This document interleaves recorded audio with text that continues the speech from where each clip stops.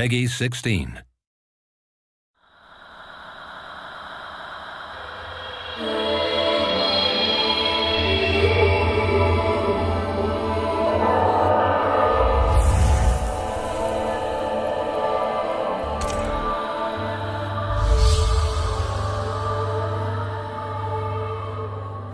We, as a studio, we always use performance capture in all our games.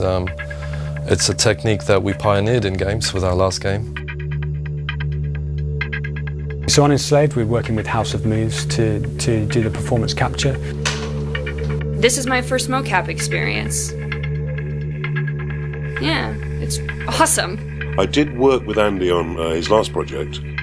We've both got a kind of background in physical theatre, which is the kind of theatre where you don't have many props and the actors try and create everything in the imagination of the audience. Performance capture really needs to be clarified. It needs to be explained to people. It's becoming a huge part of the industry.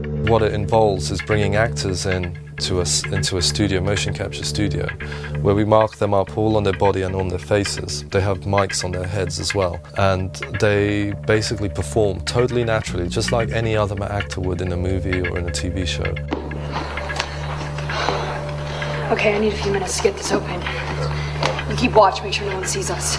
We had 3 days of rehearsal before we started any kind of actual capturing, where Tamim and Andy and I got to sit down and really plot out from the beginning each scene. Monkey! Yeah. One problem. Yeah, what's that? It's a license to have fun, to create as part of an ensemble. Admittedly, quite a small ensemble, but you know that you're creating an imaginary event. Are they mechs? So these are mechs, not slaves that are coming to attack. Yeah, the mechs. We're reaching a point now where people are beginning to understand there's a necessity, there's a human need in having storytelling impact in gaming in a big way.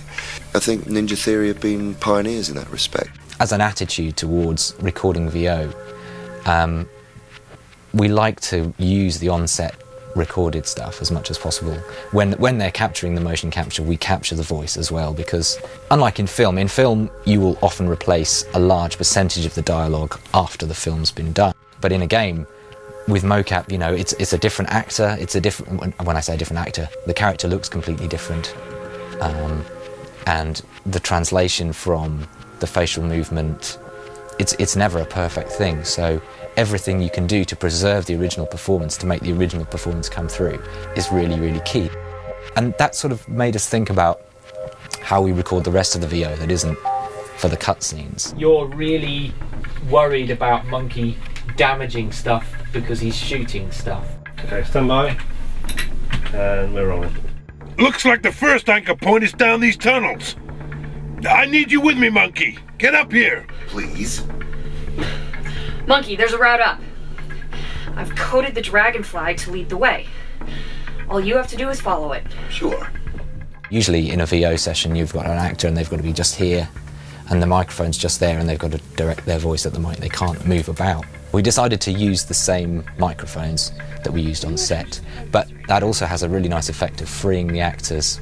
So we had them all with head mics like they had in the mocap session, and that just means they're free to jump about, lie on the floor, roll around, and they did, without thinking. They just do all of the things that the characters are doing in the game whilst they're delivering the lines, and it just gives so much life to the performance. Whoa! Let me disable the security systems. Yeah, sounds like we're gonna have a bit of mech action in here pretty soon. I think there's a lot of parallels between what an actor does and what an animator does. They just happen to use their face instead of the mouse and keyboard. At the same time, there's people like me that are basically making sure that the technology and everything is all kind of working and going to be ready for them. All the cameras really care about is points in space, and that's all that we're retrieving from them.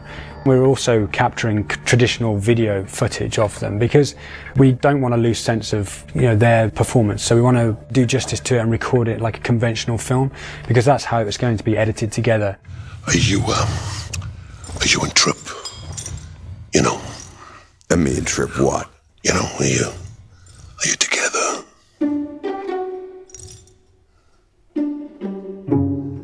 Trip enslaved me. And if I don't do what she says, she causes me a lot of pain. And if I still don't do what she says, she kills me. All right. And if you do it right, it draws you totally in and you totally believe that character's real.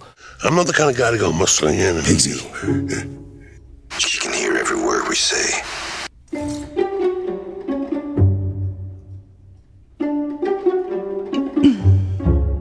Okay, thanks everybody, that was great. I think it went pretty well. I mean, and that was the highlight of my day. You know what I mean?